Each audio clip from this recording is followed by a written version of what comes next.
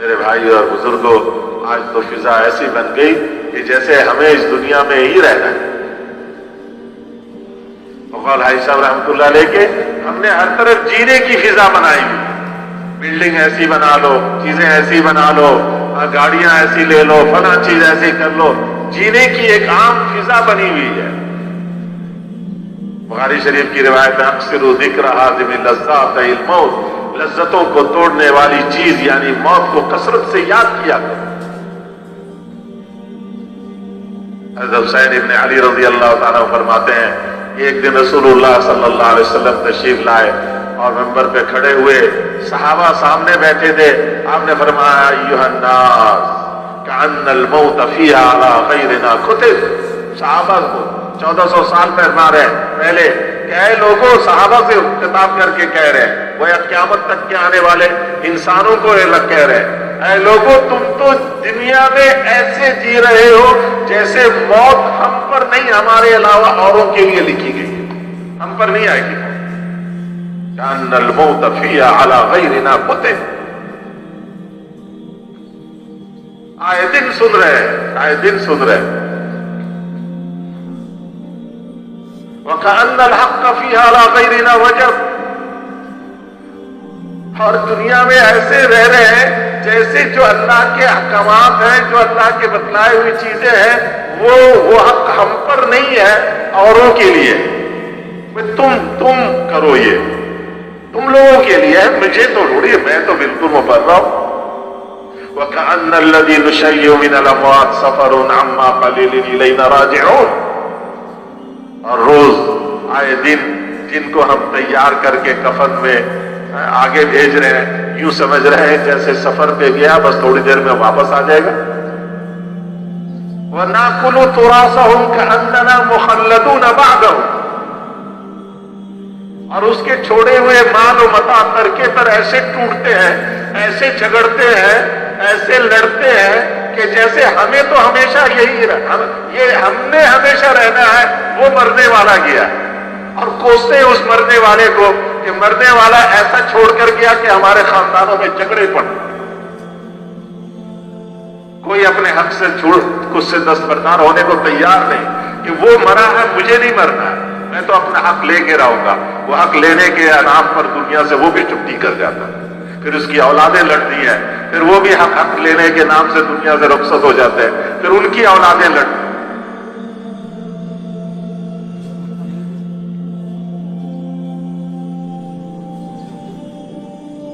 عائشہ رحمۃ اللہ علیہ کے برادری کے، میں نام نہیں لوں گا، آپ میں سے بہت سارے جانتے ہوں،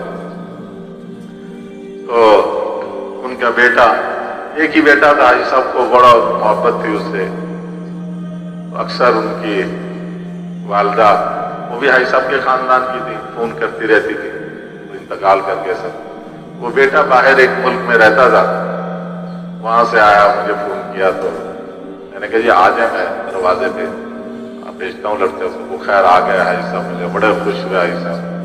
وہ باتیں بہت محبت کی بات ہے، بچپن سے اس کو حاجی صاحب نے کیا تھا، اور ان کے والد بھی بہت قابل، پاکستان کے بہت نامی گرامی ہستی تھے وہ۔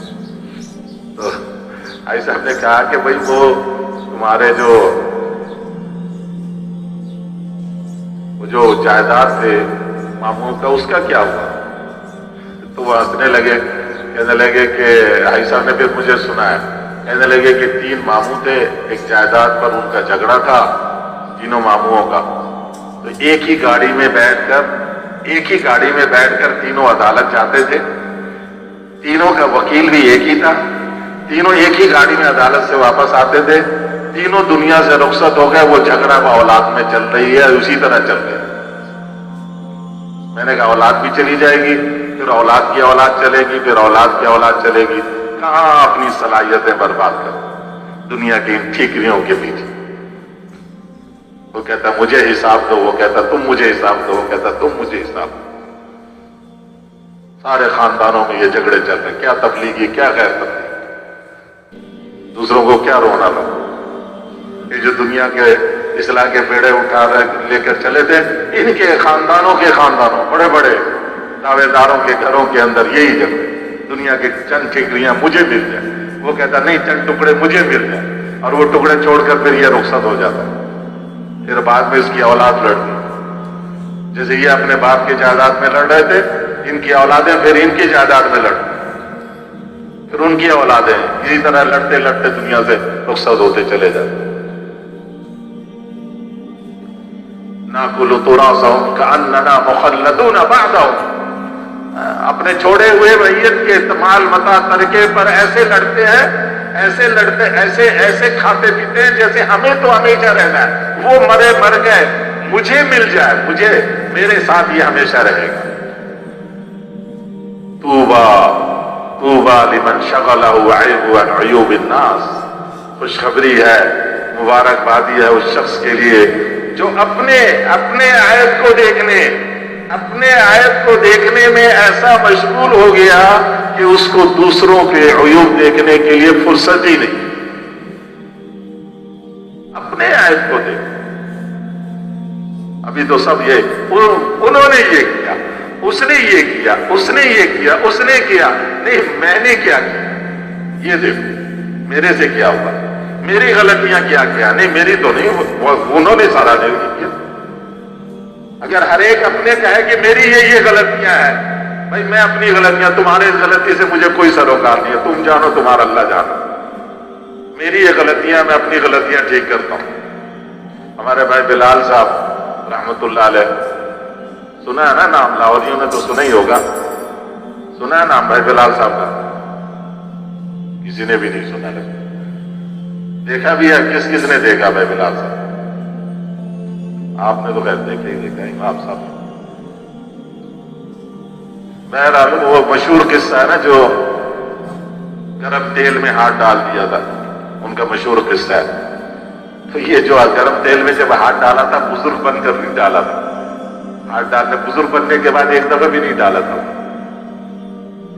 नहीं आप लोग भी हाथ डालना शुरू कर दो। वो तो एक ईमानी कैफियत होती है, जोश होती है, एक हाल होता है, उस हाल में ये सब कुछ हो जाता है। वो अजीब उम्मी थे, अनपढ़, पान बेचते थे, फरमाते थे कि जब किसी को यूं कहो ना, यूं उंगली से ऐसा है, तो ये 3 उंगली तेरी तरफ इशारा करती है कि तू 3 मरतबा ऐसा है। उसको क्यों कह रहा है वो ऐसा है? उसकी तरफ तो तूने 1 उंगली उठाई है, तेरी 3 उंगली तेरी तरफ कर रही है कि 3 दफा तू अपने आप को देख, 3 मरतबा। तूबा, हुजूर क्या फरमा रहे हैं? तूबा शजरतुन फिल जन्नह, जन्नत में एक दरख्त का नाम है तूबा। 100 साल भी तेज रफ्तार घोड़ा उसके साए में दौड़ता रहे तो साया खत्म ना हो। तूबा, मुबारकबादी, खुशखबरी, शजरतुन फिल जन्नह उस शख्स के लिए जो अपने ऐब के देखने में इतना मशगूल है कि उसे दूसरे के अयूब के लिए वक्त ही नहीं। जो कुछ सुना गया, अल्लाह इस पर अमल करने वाला और आगे लोगों तक पहुंचाने वाला बनाए। मज़ीद इस्लाही बयानात के लिए हमारा यूट्यूब चैनल ईमान और यकीन को सब्सक्राइब करें। जज़ाकल्लाह।